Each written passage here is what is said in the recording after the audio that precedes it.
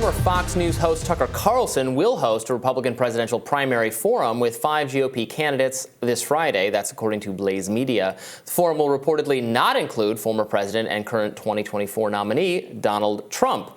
The event will, however, feature Florida Governor Ron DeSantis, former South Carolina Governor Nikki Haley, former Vice President Mike Pence, South Carolina Senator Tim Scott, and entrepreneur Vivek Ramaswamy. It will be held at the Family Leadership Summit in Des Moines, Iowa.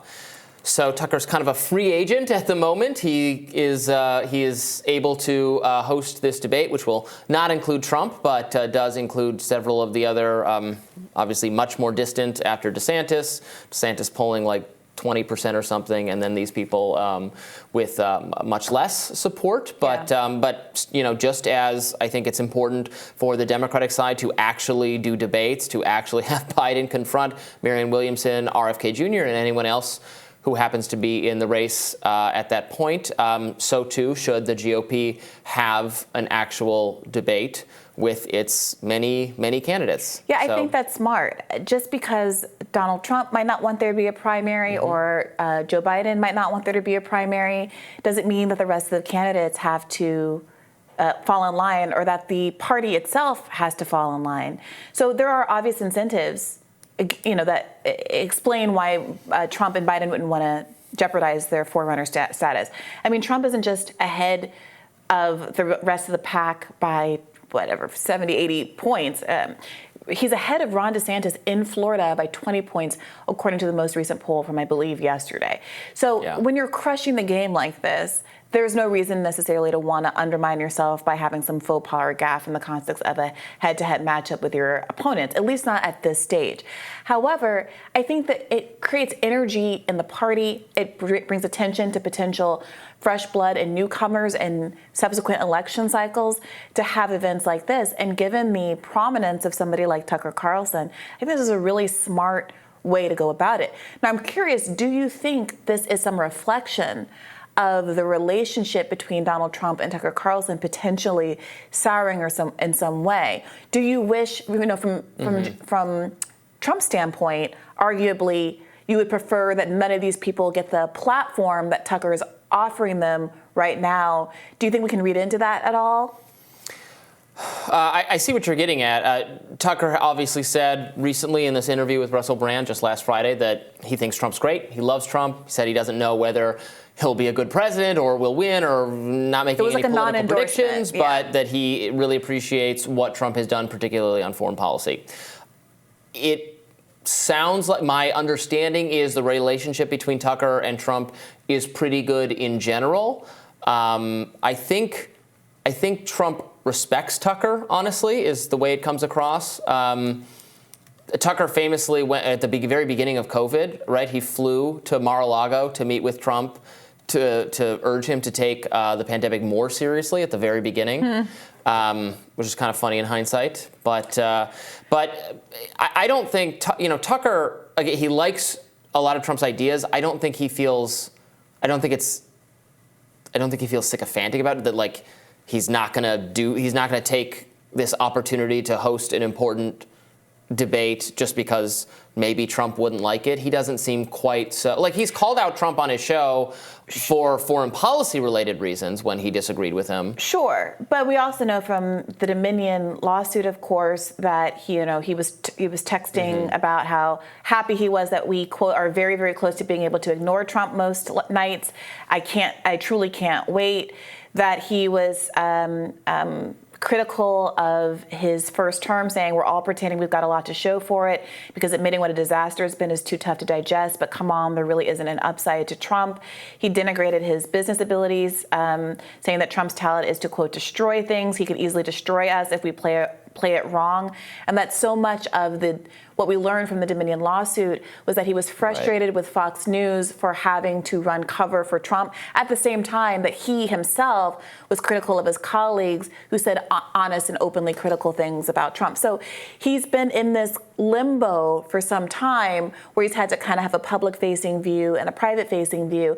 And I'm really curious to see how that continues to evolve now that he's not constrained in any way by what Fox News wanted of him. Right. But he is still constrained by the thing that constrained Fox News, which is that most conservatives who are his audience do still have very fond feelings about Donald Trump. Yeah. I mean, I don't know. I'm not the guy. I don't know what his genuine feelings are. I gather that he does appreciate Trump's foreign policy and is frustrated in the ways maybe that Trump has sabotaged himself. I mean, I would agree with a lot of the criticisms he just made there, even though Trump's instincts on Iraq and Ukraine have been good. There's a lot of times with Trump, there's just not the right follow through, or there's the appointment of people who are totally contrary to the policy, or there's the unforced errors, the boxes of documents type things. Sure. But anyway, regarding the debate, I'm interested to see, what Tucker focuses on, obviously. Is he going to focus on foreign policy? Is he going to drill down on some of these profound differences between a Nikki Haley and theoretically a Ron DeSantis? We got to know more about what his foreign policies views actually are. Where he, how much he asks about wokeness, about those kinds of things. Look, there's no one, love him or hate him. There's really few people in the conservative media world who are as discerning of these intellectual differences in the party.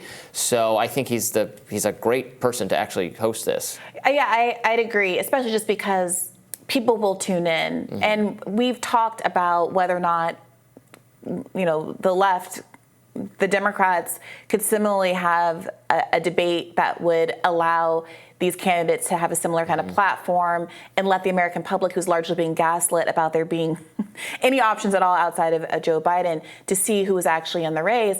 And I think it does come down to, since none of the legacy media shows are going to likely host something like that, is there a similar figure that is generally broadly left-leaning who could host something like that? I don't know, a Glenn Greenwald type or something like that, presuming that they wouldn't be willing to come to an independent show like ours to host this sort of debate. It is worth noting that not everybody who is running in the Republican field has been invited to this. It seems Did notably... they have some kind of cutoff for numbers? Unclear. I mean, the notable admission, it seems, to me... Christie?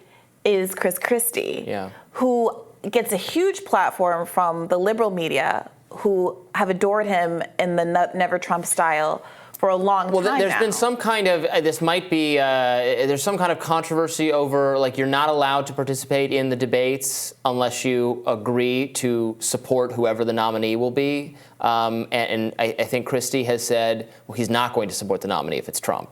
Otherwise, yes, but not Trump. And that might be, I don't know if that's the difference or why he's not on this list, or it has to do with his poll numbers, but I've seen that come up in other places. Yeah, are you willing to say you'll vote, sign the pledge that you'll vote for the person so you can participate in the Republican, the GOP sanctioned official debates? Right. I mean, that's going to be an issue, as I understand it, with respect to Donald Trump as well. Trump, yeah. And it's I'm not supporting whoever. It's me I'm supporting. Right, and there's some question about whether or not if Trump were willing to participate in a debate, which gives it, the ultimate legitimacy, they would actually hold him to that. I mean, even if he were to say that he would take the loyalty pledge, do we believe that he is going to follow through? And at this point, does it really matter? Is it just performative? So I had my fingers crossed behind my back.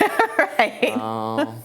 So this is a rundown from about a week ago in the New York Times about who has and hasn't taken the loyalty pledge. Donald Trump, unclear. He has not said whether he will. In February, he refused to commit to supporting the eventual nominee, telling conservative radio host Hugh Hewitt it would have to depend on who the nominee was.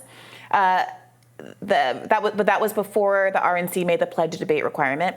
Ron DeSantis, unclear, asked last month whether he would support Trump in a general election. He didn't give a straight answer, saying you respect the process and you respect people's decisions, but he made no commitment.